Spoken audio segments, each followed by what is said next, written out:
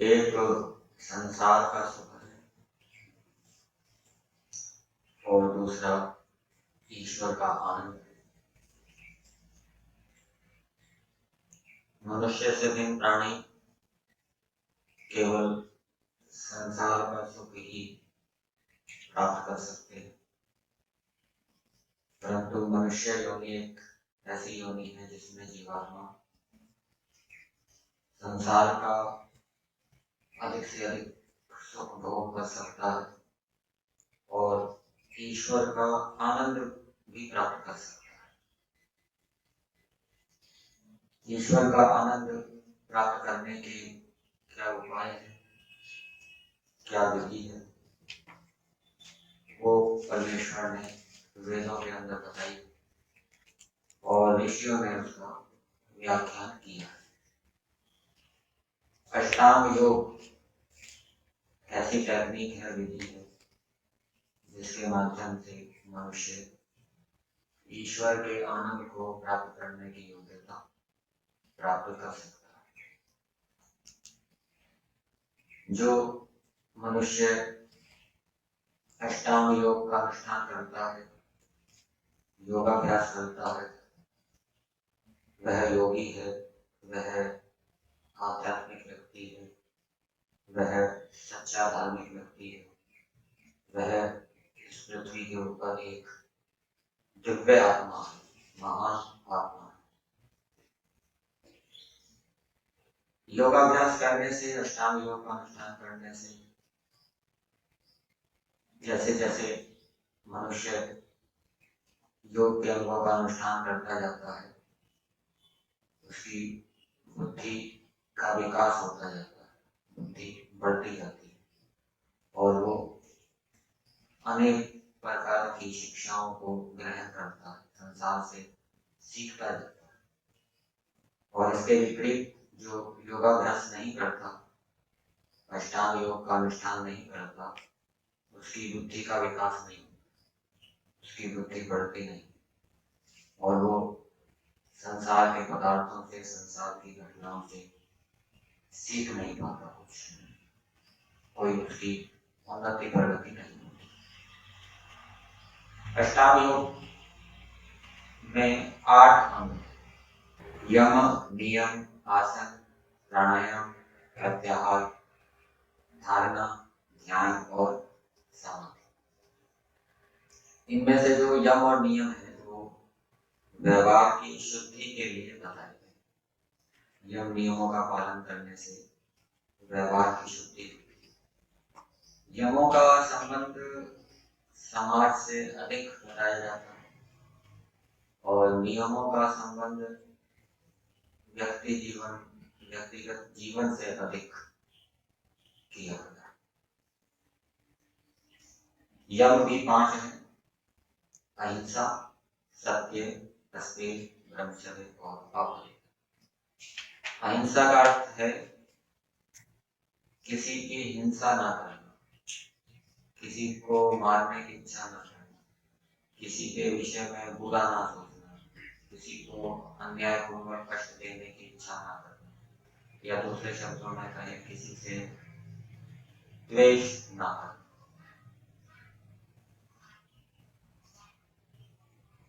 और अहिंसा पालन करने का उपाय क्या है? मैत्री भाव। यदि सभी प्राणियों के प्रति मित्रता का भाव होगा तो व्यक्ति अहिंसा का पालन करने में समर्थ होगा। मित्रता का भाव सभी प्राणियों के प्रति कैसे उत्पन्न हो, उसका क्या उपाय है? उसका उपाय है कि ईश्वर की सगुण स्तुति करें, सगुण प्रार्थना करें। ईश्वर सबका मित्र है,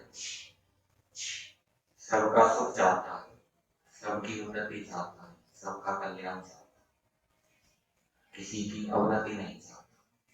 इस रूप में विचार करने से श्रोता के अंदर उस गुण को धारण करने की प्रेरणा प्राप्त होती है। और योगाभ्यासी व्यक्ति प्रार्थनाएं करता है। कुछ प्रार्थनाएं व्यक्तिगत होती है, अपने लिए होती है, कुछ प्रार्थनाएं सबके लिए।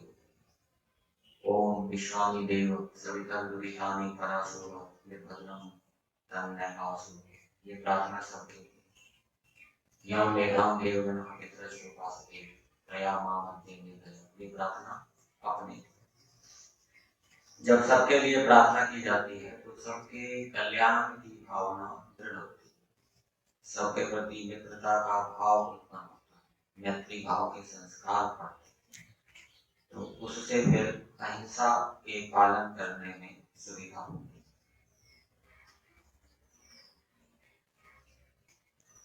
जो व्यक्ति हिंसा करता है वो अपनी भी हिंसा कर रहा है। जो दूसरे को अन्यायपूर्वक कष्ट देता है या दूसरे का बुरा सोचता है वो अपना भी अहित कर रहा होता है, उसकी अपनी भी हानि। इसलिए अपनी हानि से बचने के लिए भी मनुष्य को अहिंसा का पालन करना चाहिए।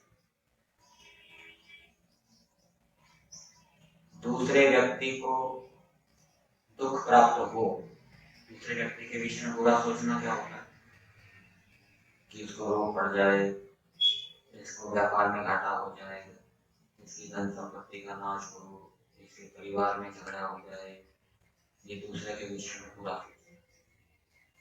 और यदि एक कामना और जोड़ दी जाए साथ में तो फिर दूसरे के विषय में अच्छा सोचना हो जाए कि इसको दंड मिले, इसको दुख प्राप्त हो, जिससे कि इसकी बुद्धि सुधरे।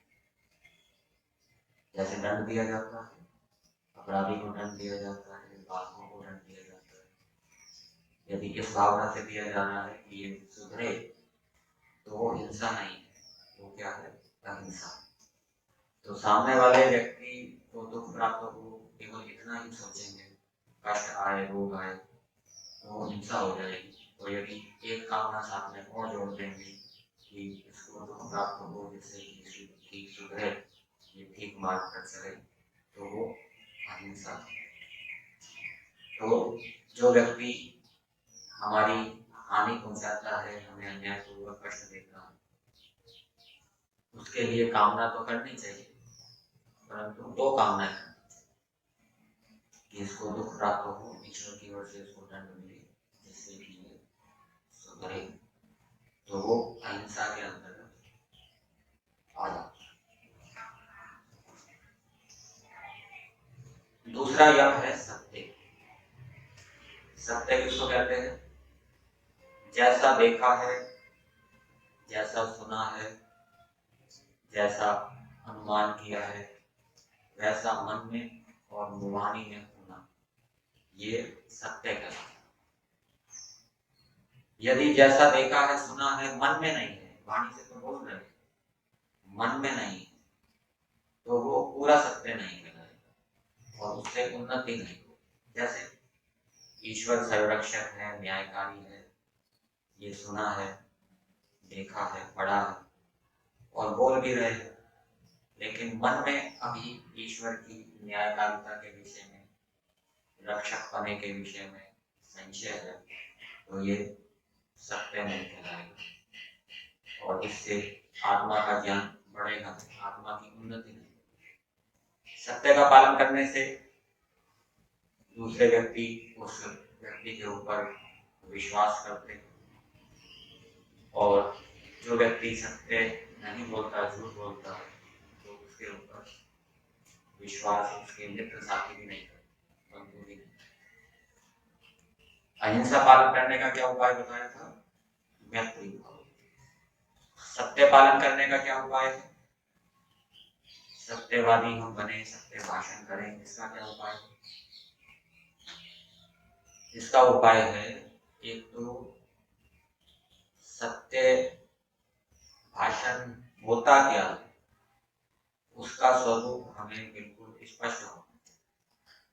यदि सत्य भाषण का स्वरूप स्पष्ट नहीं है तो हम सत्य भाषण नहीं कर सकते। और साथ साथ निर्भीकता भी होनी चाहिए। सत्य बोलने की हिम्मत भी होनी चाहिए। यदि वो नहीं है तो व्यक्ति फिर लोभ के कारण या भय के कारण असत्य भाषण करता है।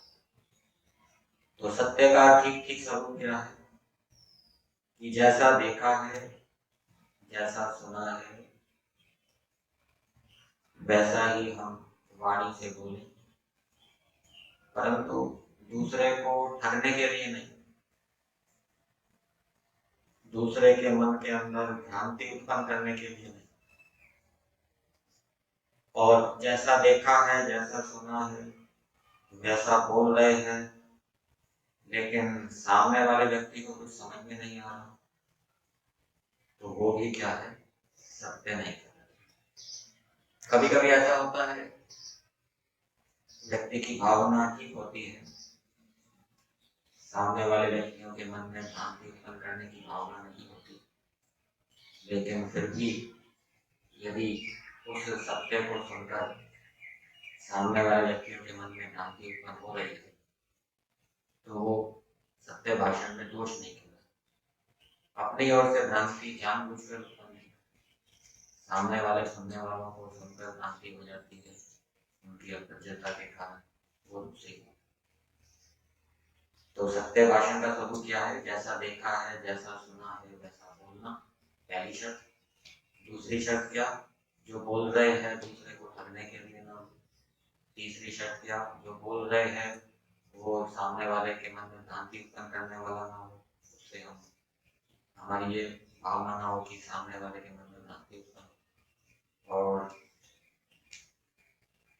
चौथी शर्त क्या? कि जो बोल रहे हैं सामने वाले को समझ में आना चाहिए। पांचवी शर्त क्या है? जैसा देखा है हमने, जैसा सुना है, वैसा हम बोल रहे हैं। सामने वाले व्यक्ति को ठगने की भावना भी नहीं है, सामने वाले व्यक्ति के मन में भ्रांति उत्पन्न करने की भावना भी नहीं है, सामने वाले व्यक्ति को ठीक ठीक समझ भी आ रहा है, फिर भी यदि उस वचन से समाज राष्ट्र की बड़ी हानि होने की संभावना हो, तो ऐसा भाषण नहीं करना चाहिए। वो सत्य नहीं कहते, वो असत्य ही हो, क्योंकि अहिंसा सबके मूल में है। जो भाषण अहिंसा की ओर ले जाएगा वही सत्य है।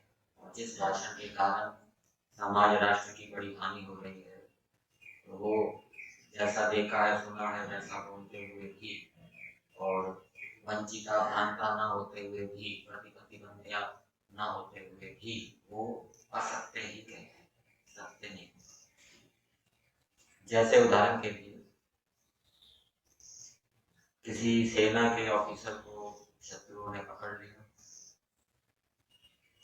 और वो उससे सेना के जो प्रमुख अड्डे हैं, प्रमुख केंद्र हैं, उनका नक्शा प्राप्त करना चाहते हैं, उनकी जानकारी प्राप्त करना चाहते हैं। और वो अधिकारी व्यक्ति, ऑफिसर व्यक्ति, जैसा उसने जानता है, जैसा उसका ज्ञान है, वैसा उसने बोल दिया। सामने वाले को ठगा भी नहीं, शत्रु को उसके मन में भ्रांति भी उत्पन्न नहीं हुई, और जैसा उसने कहा सामने वाले शत्रु को ठीक ठीक समझ भी आ गई। ये सब होते हुए भी यदि वो बताएगा तो उससे देश की बहुत बड़ी हानि होगी।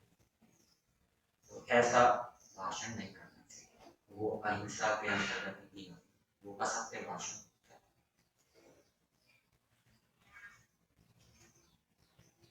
असत्य भाषण क्रोध पूर्वक भी किया जाता है,